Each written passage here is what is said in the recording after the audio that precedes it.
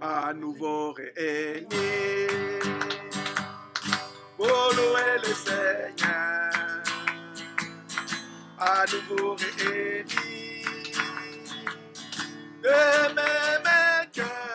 Le message d'aujourd'hui, nous l'avons intitulé « Je serre ta parole dans mon cœur ».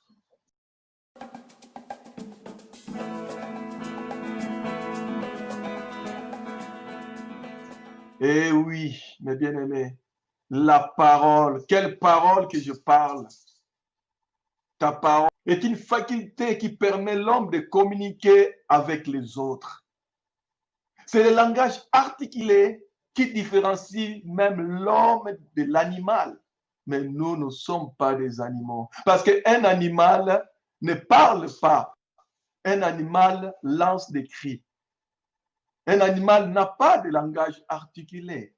Oui, vous me direz, je peux dire, il y a des oiseaux des fois qui parlent et qui imitent l'homme, mais cela ne veut pas dire que oui, ce sont plus des animaux. Non, non, non, non. Il n'y a que l'homme qui a cette capacité que Dieu lui a donnée. Alléluia. La parole est une puissance, mes bien-aimés. C'est une puissance qui peut unir les gens et qui peut aussi diviser les gens. Mais comme je vous dis, je serre ta parole dans mon cœur. Ici, nous allons, mes bien-aimés, parler de la parole de Dieu. Je ne vais pas parler de la parole dans toute son extension, qu'est-ce que fait la parole, tout ça, mais aujourd'hui, je vais me focaliser sur seulement la parole de Dieu. Et si je pose la question, qu'est-ce que c'est la parole de Dieu? Ah, à cette question, peut-être beaucoup de personnes vont dire la parole de Dieu, c'est la Bible, c'est vrai.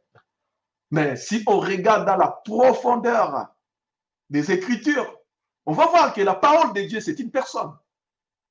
Ce n'est pas que la Bible. Oui, la Bible parle de cette personne du début à la fin. Et cette personne que la Bible parle, c'est Jésus. L'évangile de Jean nous dit, au commencement était la parole, et la parole était avec Dieu, et la parole était Dieu. Jean 1, 1. Vous voyez bien, au commencement était la parole, et la parole était avec Dieu, et la parole est Dieu. Et cette parole qui est Dieu, mes bien-aimés, son nom c'est Jésus.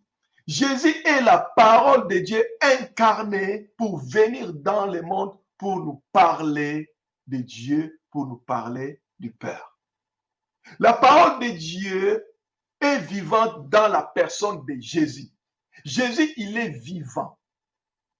Il n'est pas resté à la croix, cloué, comme nous voyons partout, où nous passons dans nos cités, dans nos villes, où on voit des images morbides, où on représente Jésus, il est toujours mort sur la croix. Non, il était sorti de la croix et il est vivant. C'est pour cela, sa parole, elle est vivante. Jésus est le Verbe de Dieu.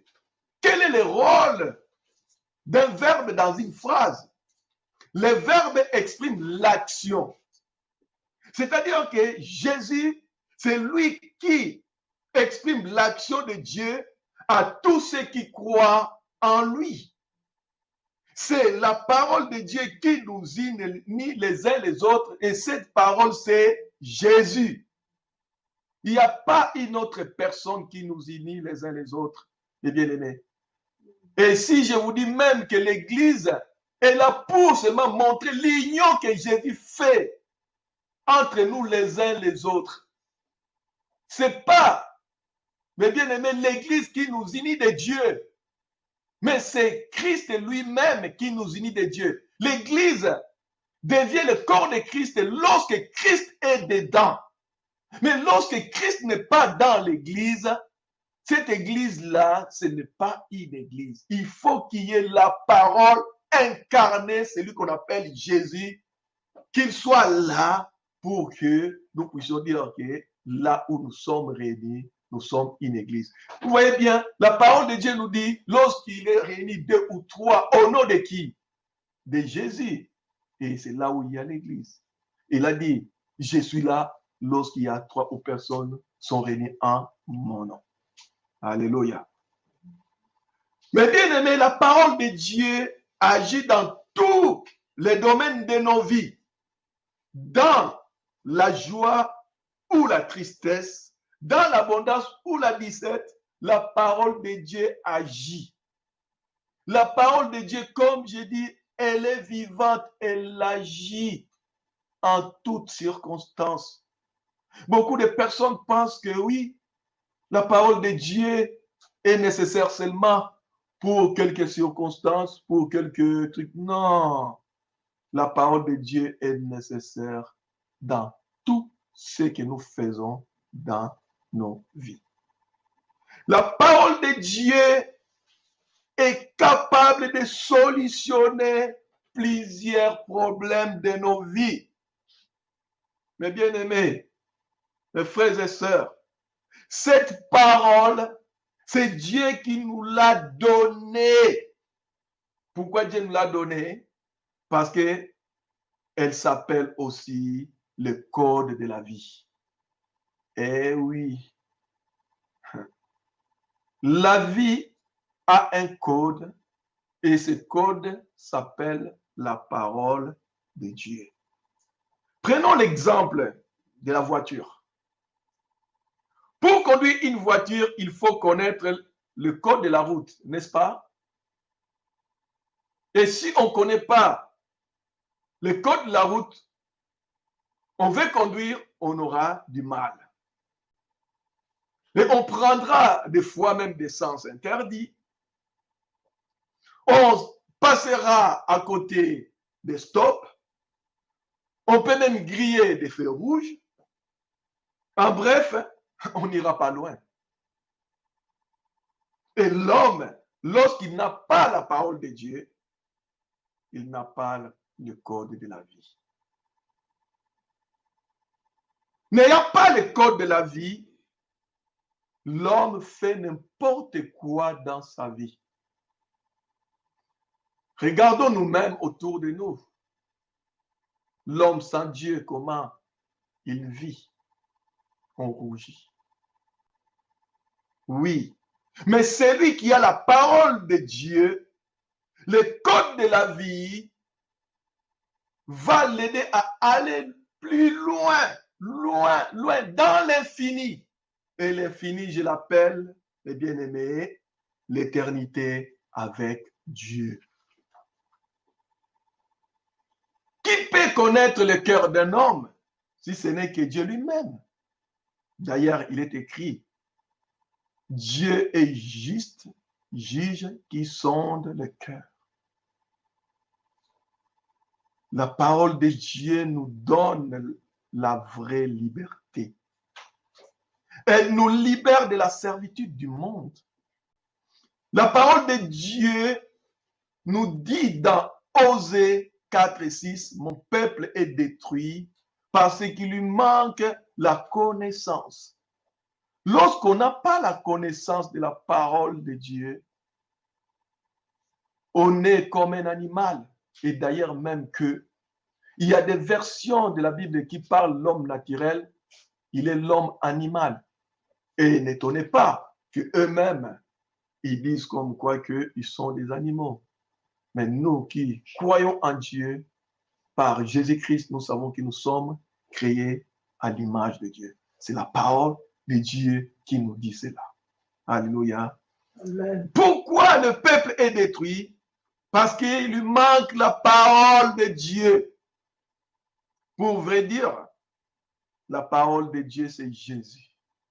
Lorsque une vie manque la connaissance de Jésus, cette vie-là ne peut pas aller loin. C'est Jésus qui est la source de toutes choses. Toutes choses ont été faites par elle. Qui? La parole de la vérité qui est Jésus. Et rien de ce qui a été fait n'a été fait sans elle. Oui, c'est Jésus qui est la vie. D'ailleurs, il va dire, je suis la vie et la résurrection. Comme je vous ai dit, c'est Jésus qui est la parole de Dieu incarnée, venue dans le monde pour apprendre le monde la bonne nouvelle. Qui dit la bonne nouvelle? C'est l'évangile qui est bien aimé, qui parle de Jésus. Lorsqu'on nous dit allez annoncer la bonne nouvelle que nous annonçons la bonne nouvelle d'une personne. Nous annonçons pas la bonne nouvelle d'une religion, non. Nous annonçons la bonne nouvelle d'une personne qui s'appelle la parole de Dieu. Celui-là qu'on appelle Jésus. Mais bien aimés, la Bible nous parle de Jésus. Si la Bible ne parlait pas de Jésus, la Bible ne sera jamais et ne serait jamais la parole de Dieu. Oui, il y a l'Ancien Testament, il y a le Nouveau Testament, et Jésus avait dit, je ne suis pas venu pour abolir les Écritures, mais pour accomplir. C'est lui qui est l'accomplissement de la parole de Dieu, qui est la Bible. Elle est la sagesse mystérieuse et cachée, mais bien aimée, mais elle est la gloire pour ceux qui croient en Dieu. Mais une folie pour ceux qui ne croient pas. Les gens qui ne croient pas à la parole de Dieu, ils sont obscurcis. Ils vivent dans les ténèbres parce qu'ils ne sont pas dans la lumière de la parole de Dieu. La parole de Dieu est la lumière pour celui qui la sert dans son cœur. Oui, mes bien-aimés, le psaume 119, 105 dit, ta parole est une lampe à mes pieds et une lumière sur mon sentier. Amen.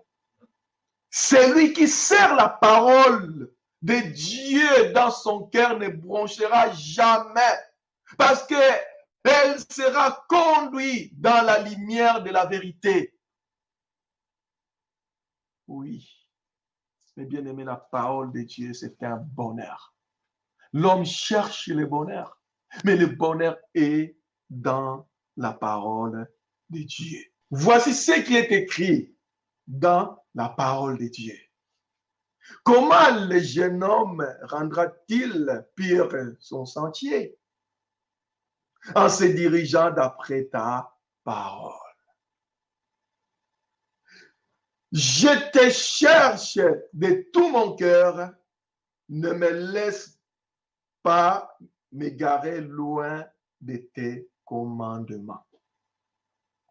Je serre ta parole dans mon cœur, afin de ne pas pécher contre toi.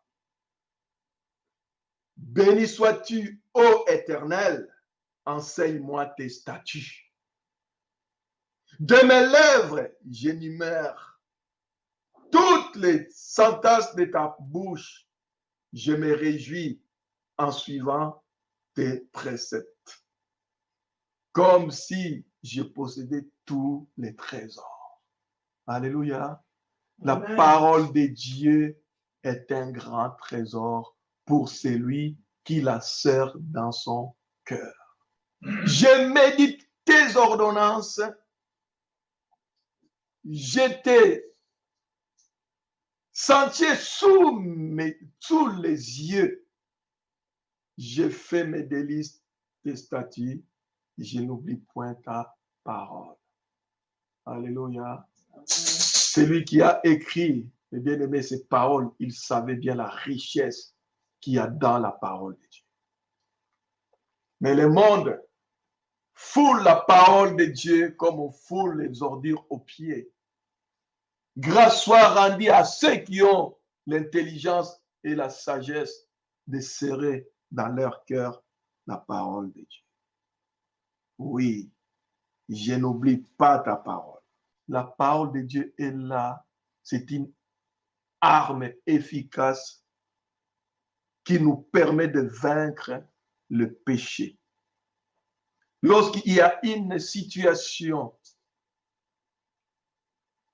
en face de nous pour nous faire pécher. Mes bien-aimés, saisissons la parole de Dieu. Saisissons la parole de Dieu. Seule la parole de Dieu nous donne la force de pouvoir vaincre le mal, vaincre le péché. Vous allez voir, même Jésus, lorsqu'il était dans le désert, lorsque le diable était venu le tenter afin qu'il pêche, qu'avait fait Jésus? Jésus avait utilisé la parole de Dieu car il avait dit, il est écrit. Alléluia. Il avait dit, il est écrit. Dieu se souvient toujours de sa parole. La parole de Dieu est une puissance libératrice. Elle nous libère de la loi du péché, de la mort. Si aujourd'hui nous sommes capables de résister au péché parce que nous avons la parole de Dieu en nous, vous savez bien, lorsque je dis la parole de Dieu en nous, je dis que parce que nous avons celui qu'on appelle Jésus en nous. C'est lui qui intercède pour nous et c'est lui qui nous donne la force de pouvoir marcher dans la loi de l'Éternel. Comme il est dit, il a été tenté en toutes choses et il n'a pas été pécheur, il n'a jamais péché. Et c'est là qui est digne de nous tenir et de nous faire passer avec victoire contre les traits enflammés du mal. La parole de Dieu, mes bien-aimés, nous permet de vivre sainement dans ce monde où il n'y a pas la sainteté.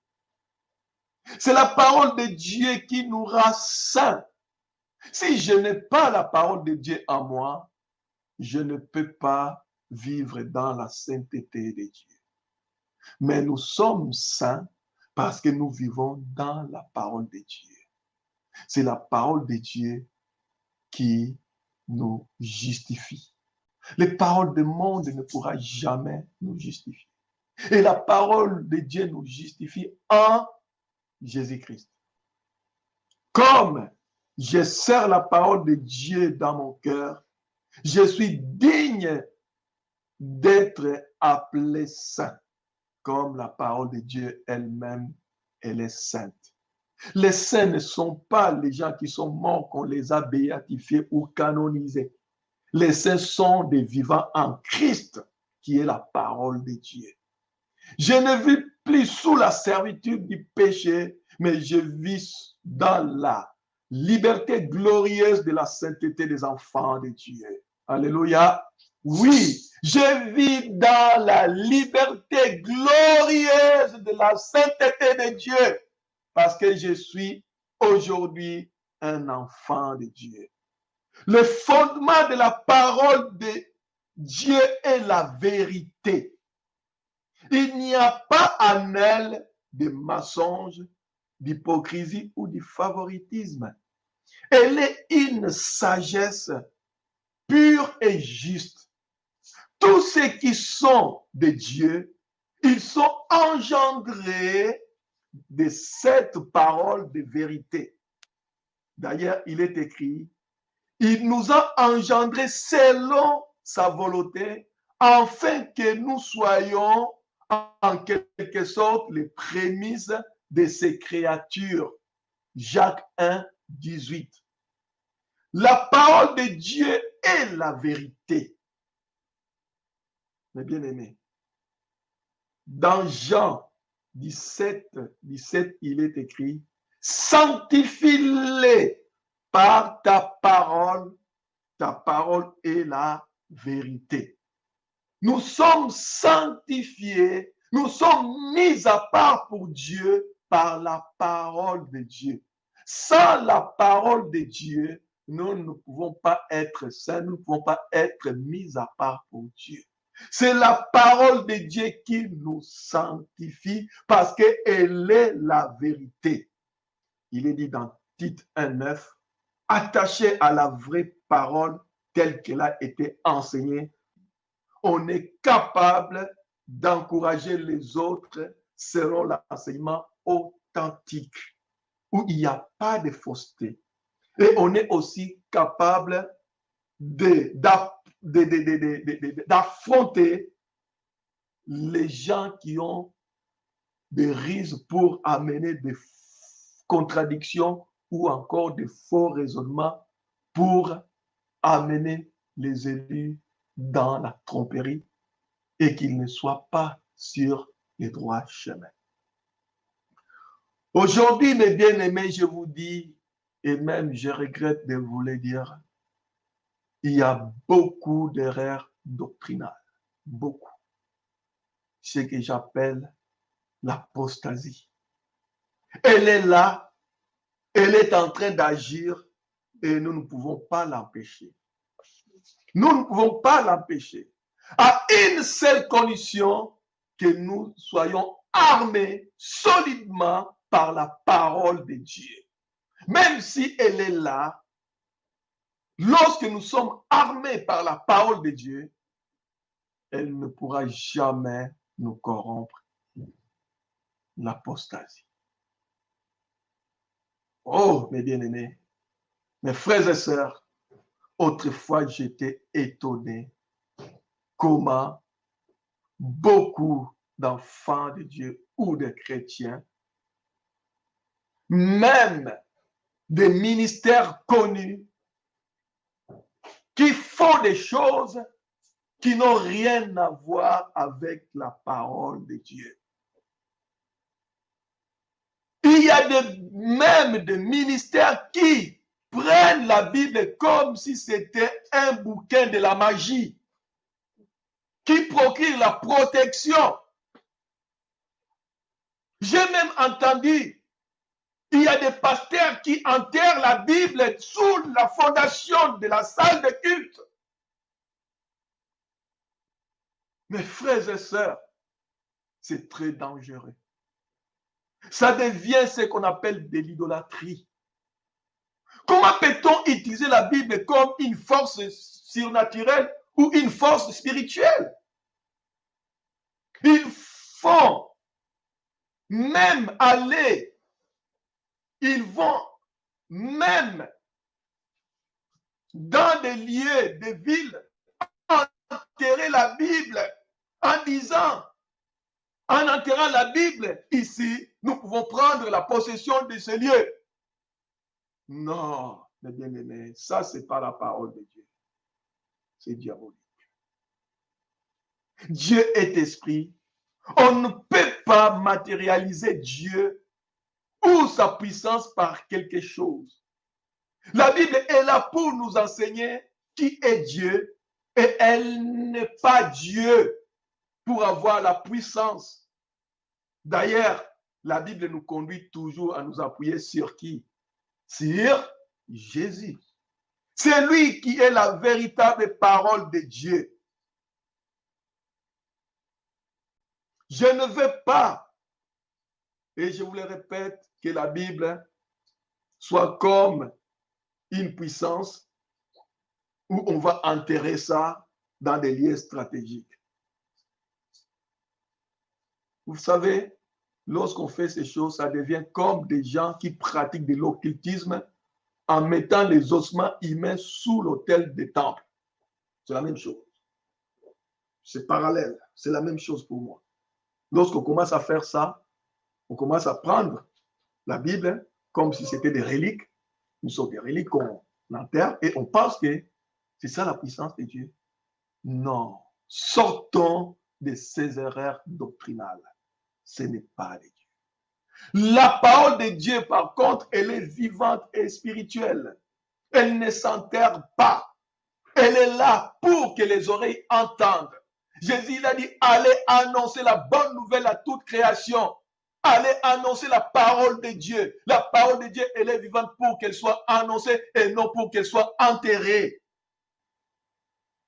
Nous serons la parole de Dieu dans nos cœurs afin d'agir fidèlement selon ce que Jésus dit.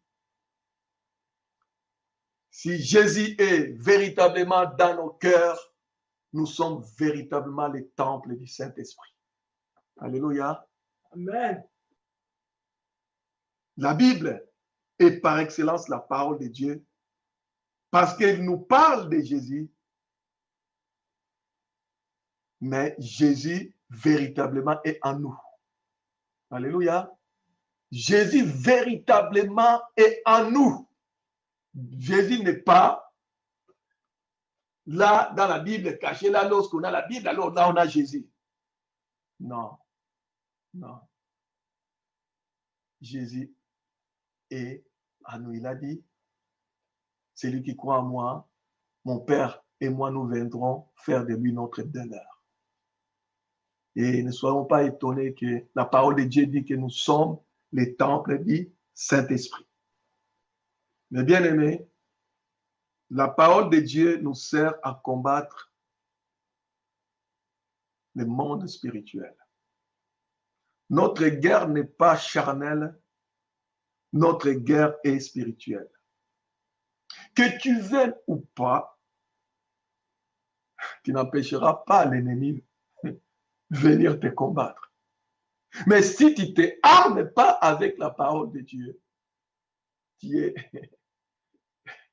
déclassé directement, tu es out. C'est pour cela. Serrons la parole de Dieu. Avec la parole de Dieu, comme j'ai dit, nous pouvons vaincre les traits enflammés du malin et nous pouvons même conquérir des espaces que le diable a volés dans nos vies. Éphésiens 6, 17 dit, prenez aussi les casques du salut et le paix de l'esprit qui est la parole de Dieu. Alléluia. Amen. La parole de Dieu est le casque du salut qui nous empêche d'entrer dans de faux raisonnements. Elle est le casque qui nous empêche de rentrer dans l'erreur, les faux raisonnements ou encore dans les principes rudimentaires de ce monde. La parole de Dieu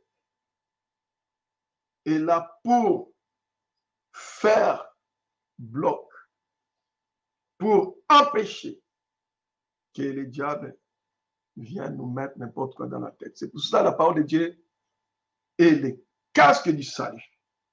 Branchons sur nos oreilles le casque du salut pour être dans la longueur d'onde de Dieu. Vous voyez là, il y a des écouteurs là. Les écouteurs, on l'appelle ça quoi?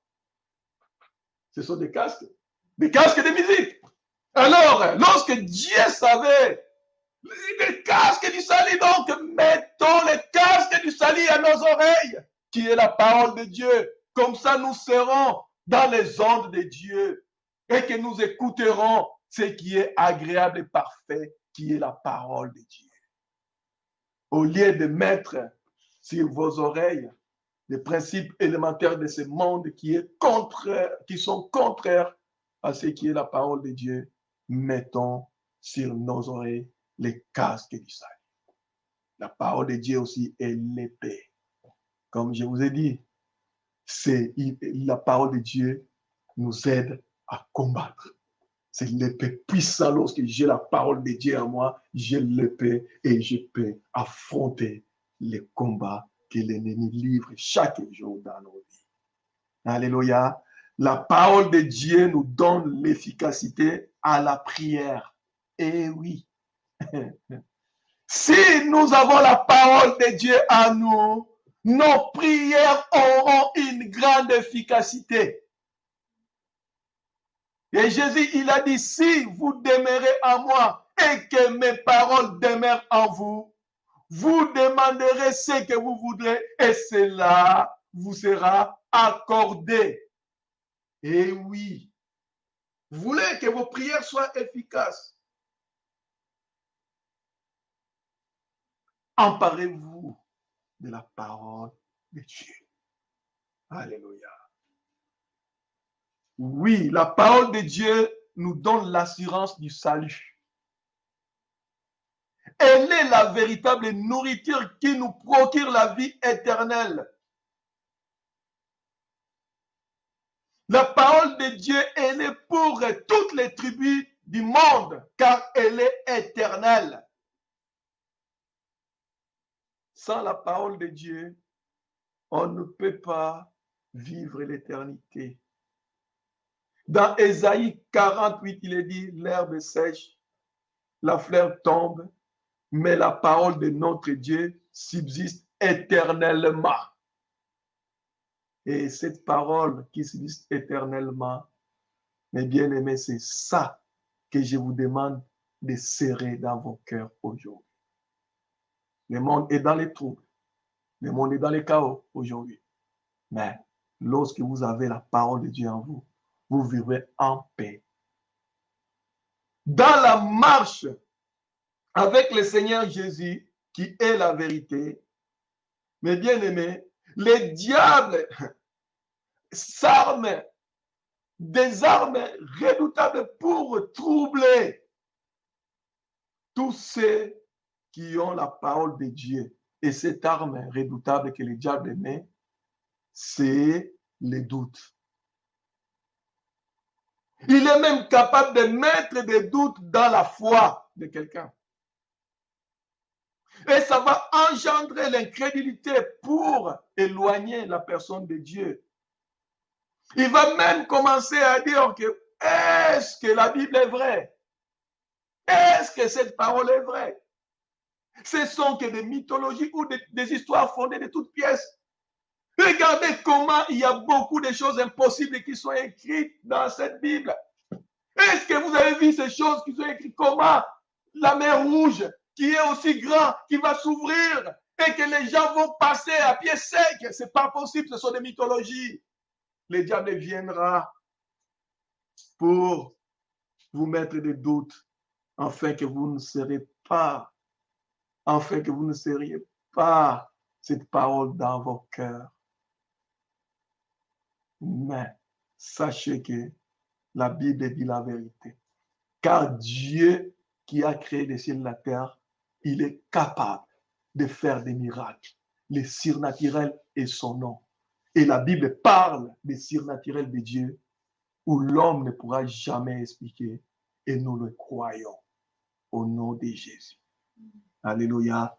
Nous croyons l'impossible qui sont les choses impossibles qui sont dans la Bible. Nous les croyons parce que Jésus nous a convaincus. Oui, même si le diable veut venir nous dire pour que nous doutons de la véracité de la Bible, restons fermes car cette parole est vraie, cette parole est la vérité. Elle est la vérité. Alléluia. Combien le diable va venir même parler. Il y a même des chrétiens, tellement ils sont dans les doutes et ils commencent même à douter de leur salut. Le diable va dire, ah ouais, tu as péché, et Dieu ne t'aime plus, et Dieu ne te pardonnera pas. Oh, Dieu, il est rempli de miséricorde, il est rempli de compassion. Il suffit seulement que tu te repentes et que tu reconnaisses tes fautes devant lui. Et il te pardonne, il ne s'en souviendra même pas. Ça, c'est la parole de Dieu.